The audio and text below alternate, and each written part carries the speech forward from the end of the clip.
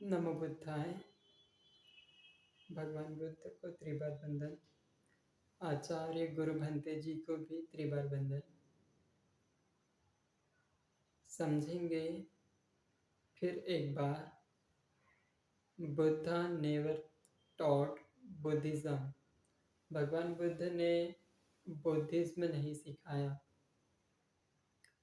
भगवान बुद्ध ने जीवन जीना सिखाया। सारे लोगों को कैसे अच्छे से जीवन जिए, वैसे कुछ नियम सिखाया, वैसे कुछ उपदेश दिए, वैसे कुछ तरीके बताए जिससे कि हम इस मन के संयम से, संवर से, मन को वश में करके अपने ज्ञान को जगा करके अच्छा जीवन जी सकते, सही मायने में इंसान बन सकते हैं। तो भगवान बुद्ध का कहना है, आप सभी को तो पता ही होगा कि भगवान बुद्ध कहते हैं कि मैं कोई चमत्कारिक बाबा नहीं हूँ। हम सभी जानते हैं कि भगवान बुद्ध कोई चमत्कारी बाबा नहीं है। और जो हम बोलते भी हैं कि बुद्धं शरणं गच्छामि, तो वो कोई किसी की शरण में जाने से हमें कुछ मिलेगा नहीं, ये हम सभी लोग जानते हैं। भगवान बुद्ध की शरण में जाना मतलब कि उसके मार्ग पर चलता हूँ। गच्छामि कदम कदम, गच्छन्तु गच्छन्तु मतलब जाना, जाता हूँ मैं कदम कदम उसके मार्ग पर, तो वो सही मायने में शरण होता है। अगर कोई व्यक्ति ऐसा सोच के शरण लेता है कि मैंने तो अब बुद्ध की शरण ले लिया, तब भगवान बुद्ध मुझे तार देंगे, मेरे दुखों को दूर कर देंगे, तो हम बिल्कुल ही रॉन्ग है। बुद्धं शरणं गच्छामि मतलब उसके गुणों की शरण। बुद्ध में जो 9 गुण होते हैं उसकी शरण। तो आपको गुणों को याद करना है, गुणों को समझना है। बुद्धं शरणं गच्छामि बोलते समय वो 9 गुण याद नहीं आते तो कोई शरण का कोई मतलब नहीं है। और बुद्ध की शरण, शरण जाना नॉर्मली अर्थ होता है कि किसी के चरणों में जाके बैठ जाना। तो किसी के चरणों में जाने से कुछ भी नहीं मिलने वाला है। हम अपने मालिक स्वयं हैं। भगवान बुद्ध कहते हैं अत्त दीप भव, अपने मालिक स्वयं हैं। हम अपना दीपक स्वयं हैं, तो अपने दीपक को जलाना है। दूसरे के टॉर्च के सहारे हम ज़्यादा दूर तक नहीं चल पाएंगे, हमें अपना टॉर्च जलाना होगा। बुद्ध बाबा साहेब का टॉर्च, तो बाबा साहेब बुद्ध का टॉर्च जो है वो उनका ज्ञान है। हमको अपना ज्ञान जगाना होगा, और अपना ज्ञान जगाने की विधि हमें चाहिए होगी। तो बुद्ध धम्म संघ, तो धम्मं शरणं गच्छामि जब बोलते हैं तो ये नहीं समझना चाहिए कि हम तो धम्म की शरण में चले गए। धम्म कोई चमत्कार नहीं है, धम्म कोई चमत्कारी मंत्र नहीं है कि उसको सुन लेने से, पढ़ लेने से हम मुक्त हो जाएंगे। धम्म को पढ़ने से नहीं होगा। जैसे किसी डॉक्टर ने, जैसे बुद्धं शरणं गच्छामि, बुद्ध एक डॉक्टर है जिन्होंने धम्म नाम की दवाई लिख कर दी है, धम्म नाम की मेडिसिन दी है। उस मेडिसिन में जो लिखा है उसको फॉलो करना होगा।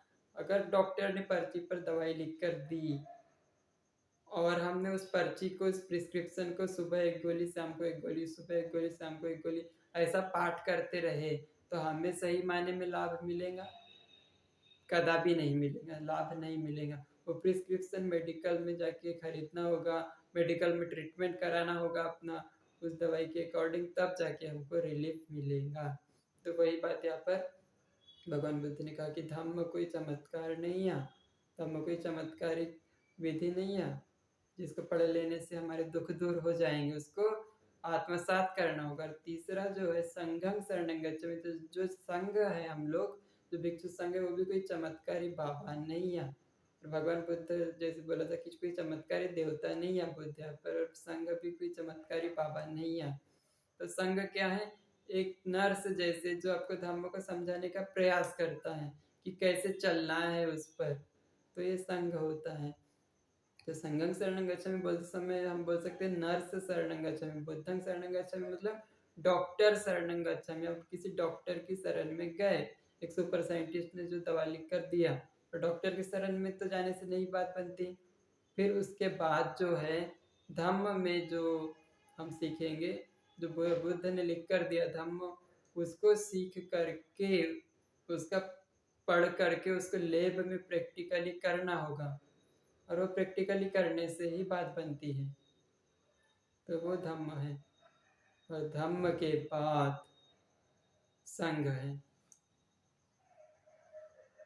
तो तीनों ही त्रिरत्न कहलाते, तीनों में गुण है। धम्म में भी 6 गुण है और संघ में भी 9 गुण है। इस बारे में हम शरण गए।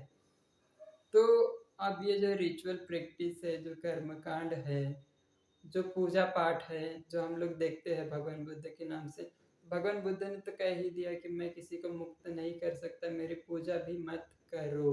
कलाम सूत्र में भगवान बुद्ध ने बोल दिया कि माँ समनो नो गरुति, कोई भी आपका गुरु, मैं जो बुद्ध हूँ मैं भी आपका गुरु हूँ, इसे भी इसलिए भी नहीं मानना है। कोई आपके गुरु बोल रहे हैं इसीलिए भी आपको उन बातों को नहीं मानना है। आपको स्वयं तर्क पर लगती है बात, बुद्धि संगत लगती है, तर्क संगत लगती है, न्याय संगत लगती है, अपने प्रज्ञा से जान करके ही आपको चीज़ों को मानना है। अगर पहले से मान ही लिए तो हमें फिर गाड़ी अटक जाएंगी, हमारी फिर गाड़ी अटक जाएंगी और हम फिर जानना बंद कर देंगे। मानना वही हमारा नुकसान करता है। तो इसीलिए भगवान के धर्म में मानना शब्द ही नहीं, या मानना शब्द ही नहीं, आप अनुभूति से जानो। जो पढ़े ठीक है पढ़े, बट परियत्ति के साथ साथ पटिपत्ति और पटिवेदन का काम नहीं हो रहा है, मतलब परियत्ति ही हमारे लिए बोझ हो जाएंगी। परियत्ति मतलब कि हमारा प्रैक्टिकल नॉलेज नहीं है, यहाँ पर ओनली थ्योरी है। हम कितना ही क्यों ना पढ़े, परियत्ति परियत्ति है। विज्ञान का स्टूडेंट कितना ही क्यों ना विज्ञान को जानने लगे, कितना ही क्यों ना पढ़ने लगे, बट लैब में नहीं गए आज तक, बीकर कैसा होता है ना, कैसे उसमें प्रैक्टिकल करते, कैसे केमिकल रिएक्शन होता है, कैसे हाइड्रोजन 2 पार्ट ऑक्सीजन 1 पार्ट पानी होता है, कैसे कार्बन बनता है, क्या है तत्व क्या है, ऐसा अगर नहीं जानेगा लैब में तो उसके लिए थ्योरी ही बोझ बन के रह जाएंगे, उसको समझ में ही नहीं आएगा, वो एक रट्टा ज्ञान हो जाएगा, है ना। तो वो एक पढ़ना लिखना बोलना वो अलग है और प्रैक्टिकली रूप से जानना वो अलग है। तो हमें ये समझ लेना है कि हमें जितना ही सुने क्यों ना, कितना ही पढ़े क्यों ना, बट हमें लैब में जाना ही पड़ता है, लैब में प्रैक्टिकल करने जाना ही पड़ता है। तो लैब है हमारे लिए यहाँ पर मेन। हाँ, पूजा पाठ और जो भी हम करते हैं रिचुअल प्रैक्टिस, वो हमारा कल्चर होने के बावजूद भी हमें नहीं करना चाहिए। क्यों नहीं करना चाहिए? क्योंकि हम फिर सही मायने में क्या है, कल्चर को ही महत्व देने लगेंगे और जो मेन प्रैक्टिकल का काम है वो नहीं करेंगे, और अंदर से जो श्रद्धा आनी चाहिए वो नहीं आ पाएंगी बुद्ध के प्रति, धम्म के प्रति, संघ के प्रति। और सही मायने में हम उनको चित्त में उनके गुणों का आत्मसात नहीं कर पाएंगे। ऊपर से मंत्र के तौर पर जरूर बोलते हुए रह जाएंगे कि ये भगवान अरहंत है, विद्याचर विद्या और आचरण से परिपूर्ण है, विद्याचरण संपन्न, सुगतो है, लोकविदु है, अनुत्तर है, पुरुष धम्मसारथी है, पुरुषों के और सत्ता देव मनुष्यानंग, शास्ता है देव और मनुष्य के। ऐसा ऊपर ऊपर बुद्धि से बोल के रह जाएंगे पर चित्त में नहीं उतार पाएंगे। इसलिए हमें ये समझ लेना है कि हमें उसे रिचुअल प्रैक्टिस को पहले एक और रखकर हमें विपස්සना ध्यान को ज्वाइन करना चाहिए। ये पहली बात कि क्यों हमें रिचुअल प्रैक्टिस पर ध्यान नहीं देना चाहिए, क्योंकि हमारा कल्चर, एक तो बच्चे देखेंगे, तो बच्चे देखेंगे तो क्या होगा, उनके अंदर तो वही आसान काम ही बस जाएगा। लोग आसान चीजें पसंद करते हैं तो वो आसान चीजों को ही ध्यान देंगे। हाँ, पूजा कर लिए हो गया ना, अब और क्या करना है, देखो इतनी पूजा कर ली, इतने व्रत उपवास कर लिए ना, और क्या करना है, उपवास धारण कर लिए ना, और क्या करना है, तो ध्यान नहीं कर पाएंगे। तो हमारी सही मायने में धर्म में प्रगति नहीं हो सकती है। तो धर्म में प्रगति के लिए, और मैंने जैसे बोला था, हमें कभी श्रोतापत्ति नहीं मिलेंगी अगर हम कल्चरल प्रैक्टिस को ही महत्व देंगे। मान्यताओं के लेप, परंपराओं के लेप जितने गहरे बुद्धि पर लगाते जाएंगे, हमें श्रोतापत्ति नहीं मिलेगा। हमें कल्चरल प्रैक्टिस को एक और रखना ही होगा, पूजा पाठ को एक और, क्योंकि मान्यताओं के लेप लगाए जा रहे, हम परियत्ति परियत्ति पढ़ते जा रहे, पर उस लेवल पर, उस इक्वल लेवल पर, बराबर लेवल पर हम पटिपत्ति का काम कहाँ पर कर रहे हैं? हम पटिपत्ति को कर ही नहीं रहे हैं। हम प्रैक्टिकल कर ही नहीं रहे। एक व्यक्ति अगर थ्योरी पढ़े तो एक साथ उसको प्रैक्टिकल के करने देंगे तो उसको भी बोर लगेगा, अरे मैंने तो सब कुछ पढ़ लिया, मैं तो सब जानता हूँ, मैं तो सब जानता हूँ, अरे हाँ मुझे पता है हाइड्रोजन 2 पार्ट ऑक्सीजन 1 पार्ट पानी हो जाता है, मुझे पता है। कभी लैब में गया ही नहीं वो, उसको कैसे पता है कि पानी हो जाता है, हाइड्रोक्लोरिक एसिड कैसे बनता है, वो उसने पढ़ लिया कि HCl कैसे होता है ना। तो पढ़ने से हो गए क्या, लैब में गया ही नहीं तो उसको कैसे पता। तो हमको ये समझ लेना है कि हम पढ़ेंगे तो ही नहीं होगा, हमको जानना पड़ेगा लैब में जाकर के। वो लैब हमारे लिए क्या है, इस एक तो रिचुअल प्रैक्टिस में हम देखते हैं कि हम अंधविश्वास की तरंगे भी पैदा करते हैं। अगर अर्थ नहीं जानते जो व्यक्ति, भगवान बुद्ध ने ऐसा भी कहा कि अगर अर्थ नहीं जानते वो क्या पढ़ रहे हैं, वो अगर पानाती पाता भी बोल रहे हैं, अगर उसका अर्थ नहीं जानते तो वातावरण में वो अंधकार की, अंधविश्वास की तरंगे पैदा कर रहे हैं, अंधविश्वास की तरंगे पैदा कर रहे हैं। वो एक मंत्र जैसे अगर पढ़ते हैं कोई भी चीज को तो वो अंधविश्वास की तरंगे वातावरण में फैल जाती है। अगर कोई व्यक्ति वंदना कर रहा है इति पिसो भगवा अरहं बुद्धं शरणं गच्छामि या जो भी है, तो वो क्या हो रहा है, एक तरीके से अगर वो चित्त से नहीं बोल रहा है, वो बुद्ध को फील करते हुए कि बुद्ध के त्याग को फील करते हुए नहीं बोल रहा है वो, तो वो क्या हो जाएगा, एक मंत्र हो जाएगा उसके लिए, बुद्धं शरणं गच्छामि धम्मं शरणं गच्छामि। वो जान नहीं रहा है, गुण भी है उसमें, वो जान नहीं रहा है कि उसमें क्या है, बहुत सारी चीजें रिलेटेड है। वो जैसे हम नमो तस् भगवतो अरहतो सम्मा संबुद्धस्स भी बोल रहे हैं, तो उसमें भी एक एक बीच में अनित्य बोध देखना होता है। नमो तस् उनको, भगवतो अरहतो जो भगवान सम्यक संबुद्ध है, जो अरहंत है, अरहतो सम्मा संबुद्ध जो सम्यक संबुद्ध है, जो भगवतो भगवान है, भग राग भग दस भग मोती भगवा जो है, तो उनको जो भी हो वो, जो भी हो, जो उस अवस्था पर पहुंचा हो, जितने भी बुद्ध हो, जो भी हो वो, उसका हम नमन करते हैं, नमस्कार करते हैं। तो ऐसा अगर फील नहीं कर रहे तो मंत्र बनेगा, और मंत्र बनेगा तो वातावरण में अंधविश्वास की तरंगे फैलाएगा, तो हमें श्रोतापत्ति मिलने के चांस कम है। क्योंकि ये ऊपर ऊपर की बुद्धि पर लेप लगेंगे, ऊपर ऊपर से लगेंगे, अरे मन बहुत शांत हो रहा है, मन बहुत सुखी हो रहा है, अब देखो मेरे को तो क्रोध ही नहीं आता, अब तो देखो मेरे को द्वेष ही नहीं आता। पर अनुसय क्लेश जो चित्त धारा के साथ साथ चलते हैं, वो चित्त धारा में दबे के दबे रह के, जो अंतर मन है, जो सबकॉन्शियस माइंड, जो आज का साइंस सबकॉन्शियस माइंड जिसको बोलता है, ऊपर का तो कॉन्शियस माइंड को हमने बहुत सारे लेप लगा दिए। जैसे बहुत सारे तरीके होते हैं लेप लगाने के, एक हिंदू भी लेप लगाता है, एक मुसलमान भी लेप लगाता है, एक जैन भी अपने कल्चरल प्रैक्टिस करके लेप लगाता है, हर संप्रदाय के लोग पूजा पाठ करके लेप लगाते हैं, और हम भी वही करते रह जाएंगे। तो जो सबकॉन्शियस माइंड, जो अंतर मन है हमारा, वो बुद्धि ऊपर ऊपर की बुद्धि सुधर कर रह जाएंगी, पर अंतर मन में कोई भी अनचाही व्यवहार में द्वेष पैदा करेंगे, कोई भी मनचाही परिस्थिति में राग पैदा करेंगे हम लोग। कुछ भी अच्छा होगा तो हमको बहुत अच्छा लगेगा, कुछ भी बुरा होगा तो हमको बहुत बुरा भी लगेगा, और ऊपर ऊपर से हम शांत करके रह जाएंगे। जैसे कोई मंत्र मेडिटेशन करे कि किसी ने गाली दिया, बहुत ज्यादा क्रोध आया, तो जल्दी जल्दी कुछ शब्द का उच्चारण करने लग जाए, 1 2 3 4 1 2 3 4, या फिर राम राम राम बुद्ध बुद्ध बुद्ध, या कुछ भी शब्द बोले तो उसका मन ऊपर ऊपर का एकाग्र होगा। जैसे क्रोध आया, वो एक एक गिलास पानी पीने लग गया, जल्दी जल्दी पानी पी रहा है, पानी पिए जा रहा है, पानी पिए जा रहा है, उसका क्रोध कुछ क्षण के लिए खत्म हो गया। फिर पलायन करेगा कुछ देर के लिए, किसी के प्रति क्रोध है, घर में मन मुटाव है, तो सिनेमा देखने चले गया, कहीं पिक्चर देखने चले गया, ऊपर ऊपर से बहुत अच्छा लगेगा। या कई रिचुअल प्रैक्टिस किया, कुछ थोड़ा सा पूजा प्रार्थना किया, तो उसको अच्छा लगेगा। पर बुद्ध के धर्म में नो प्रेयर, प्रेयर अलाउ ही नहीं है, कोई पूजा पाठ अलाउ नहीं है। बुद्ध ने तो यहाँ तक बोला कि मेरी मूर्ति भी बनाना अलाउ नहीं है, मूर्ति में क्या है।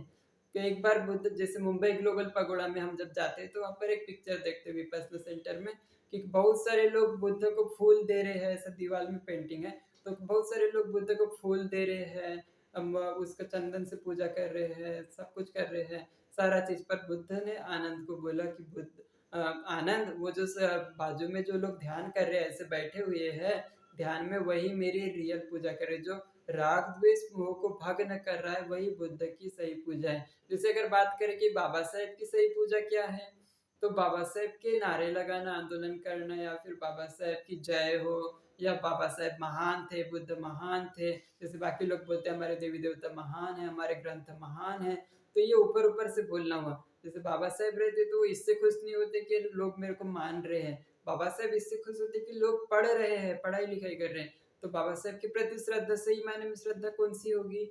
हम अगर ज़्यादा से ज़्यादा पढ़ेंगे बाबा साहेब को, संविधान को पढ़ेंगे और बाबा साहेब के आदर्शों को चलेंगे और एक-एक व्यक्ति बाबा साहेब बनने का प्रयास करेगा खुद से, उनके इतना नॉलेज लेकर के लोगों से लड़ाई लड़ेगा, तो वो सही मायने में बाबा साहेब का फॉलोवर होगा जो कलम की पावर से लड़ेगा, कलम की पावर से लड़ेगा।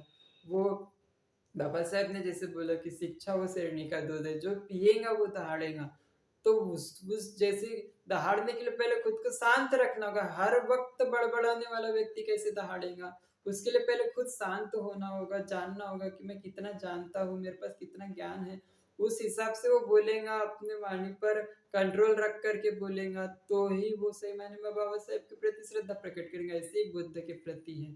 तो हमें समझ लेना है कि बुद्ध कोई इज़्म नहीं सिखाया है। बुद्ध एक जस्ट लाइक अ डॉक्टर, जो उन्होंने सुपर साइंटिस्ट जो बोलते हैं, उन्होंने कुदरत के कानून को जाग लिया कि राग द्वेष कैसे बनते हैं और राग द्वेष निकालने के लिए सील है, समाधि है और प्रज्ञा है, जिसे हम आर्य अष्टांगिक मार्ग बोलते हैं। और आर्य अष्टांगिक मार्ग पर प्रैक्टिकल रूप से चलने का रास्ता विपश्यना में मिल जाता है। विपश्यना में ही आर्य अष्टांगिक मार्ग है। तो कई लोग बोलते हैं कि विपश्यना अलग है, धम्म अलग है। तो जिसको ऐसा लगता है तो वो बहुत दूर है धर्म से। धम्म और विपश्यना कोई अलग नहीं है। धम्म का मतलब आर्य अष्टांगिक मार्ग जो है दुःख निवारण का मार्ग, वो दुःख निवारण का मार्ग विपश्यना में हमें प्रैक्टिकल रूप से मिल जाता है। और वो विपश्यना का मार्ग ही तो धम्म है, और धम्म है कि आर्य अष्टांगिक मार्ग ही तो धम्म है पहले। उसमें चलते-चलते हम सही मायने में कॉज़ एंड इफ़ेक्ट को जान पाएँगे। हम अगर श्रोतापत्ति हो जाएँगे, श्रोतापन्न हो जाएँगे तो हम कार्य कारण को समझ पाएँगे, क्या कार्य कैसे कार्य संपन्न होता है, क्या कारण होता है उसके पीछे और क्यों राग द्वेष हमें नहीं करना चाहिए। और जितना जितना समझ पाएंगे उतना उतना राग द्वेष से बाहर आते जाएंगे, बाहर आते जाएंगे। और जितने जितने राग द्वेष भग्न होंगे उतने उतने आगे की अवस्थाएं आते जाएंगी। श्रोतापन्न के बाद सकृतगामी, सकृतगामी के बाद अनागामी, फिर अरहंत। धीरे धीरे पूरे कुदरत का कानून हमें समझ में आने लगेगा। तो कुदरत के कानून को समझने के लिए जरूरी है कि आपको लैब में जाना चाहिए, और वो लैब है विपश्यना का 10 दिन का शिविर ज्वाइन करके उसकी रेगुलर प्रैक्टिस सुबह से। हाँ, कई लोगों का ये क्वेश्चन रहता है कि हाँ, बहुत सारे लोग तो विपश्यना किए तो उसके जीवन में तो कोई बदलाव नहीं आया, वो तो समाज से दूर हो गया, तो ऐसा हो गया, तो ऐसा। तो वो उसकी गलती है, उसको समाज से दूर क्यों होना है? समाज से दूर होने के लिए विपश्यना नहीं है, समाज में रहने के लिए विपश्यना है। समाज का अच्छे से विकास करने के लिए विपश्यना है। तो विपश्यना करते हुए अपने आचरण में शुद्धि लाने के लिए विपश्यना, आचरण को शुद्ध करना है, चारित्रशील में परिपक्व होना है। जैसे प्राणी हत्या नहीं करना है तो मैत्री कैसे करना है वो सीखना है, दान कैसे देना है, ब्रह्मचर्य का पालन कैसे करना है, सत्य कैसे बोलना है, ये चारित्रशीलों का आचरण करने के लिए विपश्यना होती है। और समाज में कैसे लोगों को ज़्यादा से ज़्यादा धार्मिक बनाया जाए, उसलिए विपश्यना होती है। तो विपश्यना और धर्म कोई अलग चीज़ नहीं है। बहुत लोगों को ये भ्रम है कि विपश्यना करने से लोग धम्म को नहीं जानते हैं, धम्म से दूर हो जाते हैं, समाज से दूर हो जाते हैं।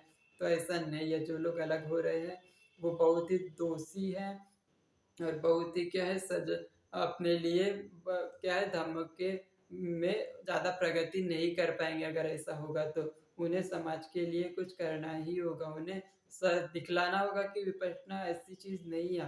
हाँ, हो सकता है समाज के बाकी लोगों को समझाने में वह असमर्थ है, क्योंकि समाज के लोग जिस दिशा में जा रहे हैं, क्रोध के, द्वेष के, भगवान बुद्ध ने ऐसा रास्ता नहीं अपने। भगवान ने बोला दुश्मन कभी दुश्मनी से खत्म नहीं होता, वो प्रेम से ही होता है, मैत्री से ही होता है। तो ऐसा अगर नहीं करेंगे हम लोग तो हमको, कुछ साधकों को हो सकता है कि प्रॉब्लम हो, उन लोगों के साथ रहने में प्रॉब्लम हो, बट उनसे अलग होना सॉल्यूशन नहीं है, उनको समझाना सॉल्यूशन है। कि देखो तुम जो लड़ाई लड़ रहे हो, तुम्हारी लड़ाई गलत तरीके से चल रही है, तुम धर्म को गलत तरीके से फॉलो कर रहे हो, तुम राग ऊपर के चित्त को सुधार रहे हो, तुम राग द्वेष पैदा कर रहे हो, और तुमको लगता है कि तुम्हारे राग द्वेष दूर हो रहे हैं, पर एक्चुअल में हो नहीं रहे हैं अंतर्मन से। ऐसा समझाना चाहिए हर एक साधकों को। तो साधकों को बहुत बड़ी जिम्मेदारी है, क्योंकि विपश्यना करने के बाद अगर वो लोग ऐसा करेंगे तो वो बहुत दोषी होगे।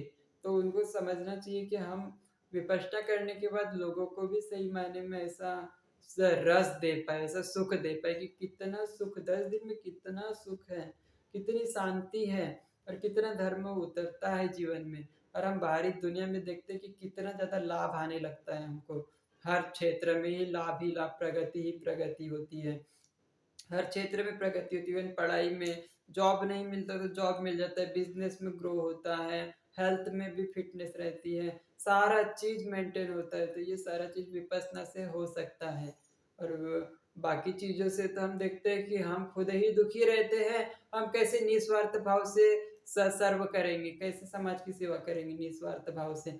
निस्वार्थ भाव से हम सेवा ही नहीं कर पाएंगे ना लोगों की सेवा करने के लिए तो हमें पहले खुद का स्वार्थ खत्म करना होगा, मैं मेरा भाव खत्म करना होगा, जो श्रोतापत्ति फल में होता है। जैसे अनाथ पिंडक श्रोतापन्न था तो कितनी सेवा बुद्ध के लिए श्रावस्ती में उन्होंने सोने का पूरा जमीन को सोने से ढक दिया। तो क्यों ढका, हम कर सकते हैं क्योंकि उसका मैं मेरे का भाव था ही नहीं, उसको कोई आसक्ति थी ही नहीं। उसको धम्म समझ में आ गया था, कार्य कारण समझ में आ गया था, अरे कितना पुण्य का काम होगा, कितने सारे लोग तपेंगे उस भूमि पर, ऐसा सोच करके उन्होंने दान दिया।